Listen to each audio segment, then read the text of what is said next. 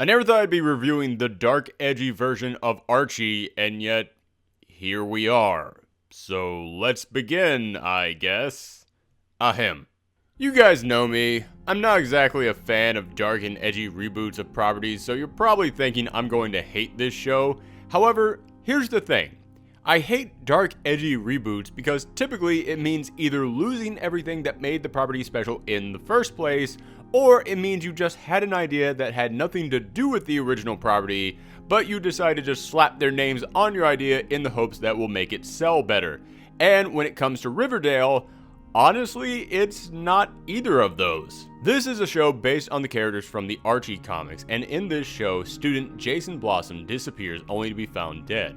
At the same time, new student Veronica Lodge has just moved to town, and with her she brings all kinds of new problems. Now the sleepy little town of Riverdale is coming apart as old secrets are revealed and new secrets are buried. Now, you might be saying, this sounds nothing at all like Archie.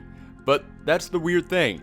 Yes, this show is dark and gritty and noir and soap opera-y as all hell, but it's not separating itself from the world of Archie.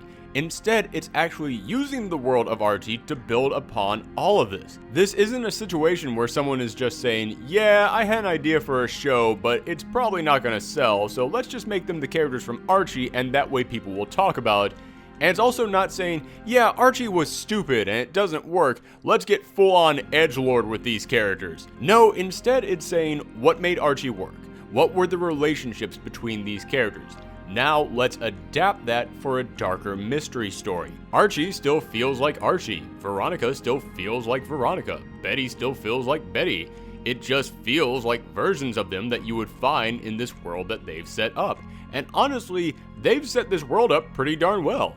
Every single episode, they add a little more and build a little larger. It's actually pretty impressive the way that they're spinning all these webs together. But then again, it is a soap opera, and that's what soap operas are all about. Twists and turns that can seem cartoonish at times, but they still get you invested. And hey, I'm not made of stone. I'm capable of falling for that. Hell, there was a whole winter where I got obsessed with Desperate Housewives. I know how a soap opera can grab you with a good mystery.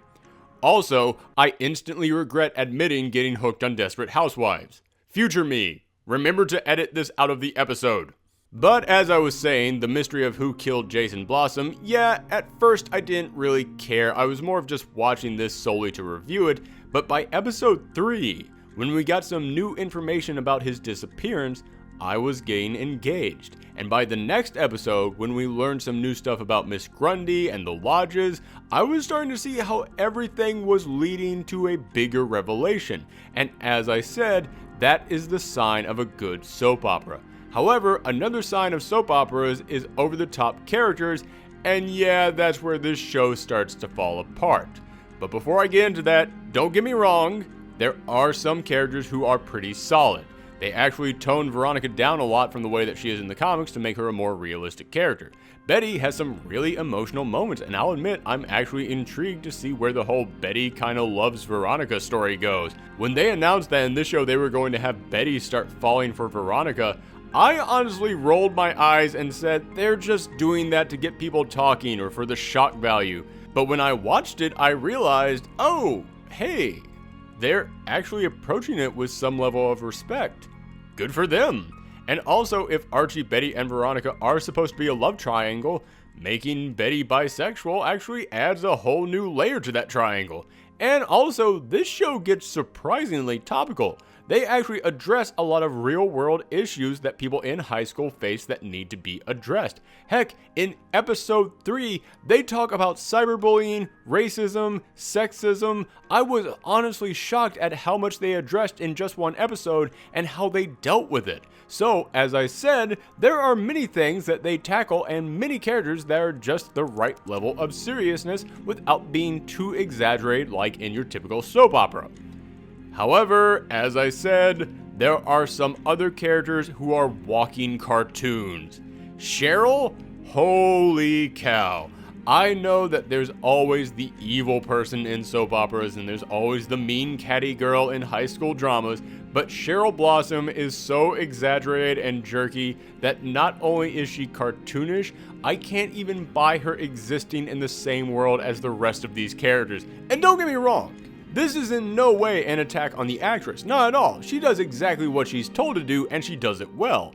I'm just saying, she is so evil in this world where things are meant to be more realistic and toned down, she might as well walk around school in a metal mask and green tunic. And there are other characters like Kevin who have very little bits of development, but they're a tad too flat and stereotypical. I'm only reviewing up to episode 4, and at the end of that episode I thought, okay, they're giving him something, but up until then, he's basically there just so Betty has someone to talk to about boys and to give backstory to other characters. And as I said, Betty is pretty dramatic and I feel for her, but there's a moment where they tease that she might have split personalities. Yeah, pull back, show. You're going into soap opera stereotype crazy town right now. And Jughead? Okay, listen, again, the actor is doing a good job. And they've started to give him some stuff at the end of episode 4 that is interesting. And as I said, the show does embrace what made Archie work, and they adapt it to a darker tone. But I'm sorry, Jughead was the one character who tested me on that philosophy. Again, actor, doing a great job. But after the whole murder mystery soap opera, the moment that I saw that dude wearing that crown and talking about this whole town was going to come apart, I just heard a record scratch and went, man, you Jughead. Your whole character for 60 years has been, I like cheeseburgers and I don't like girls. Don't try and give me this dark, tormented poet routine now. Honestly, Jughead I was hoping would provide some sense of humor, but he's the most serious one of them all. And honestly, this show needs some humor because I know this is serious, but it is so serious. It needs a moment every now and again just to give you a breather. So yeah, the show is actually surprisingly good and engaging. I'm enjoying it way more than I thought, and it's actually a successful example of a darker adaptation of a property. But it does go off the rails every now and again, and it could stand to pull back from time to time.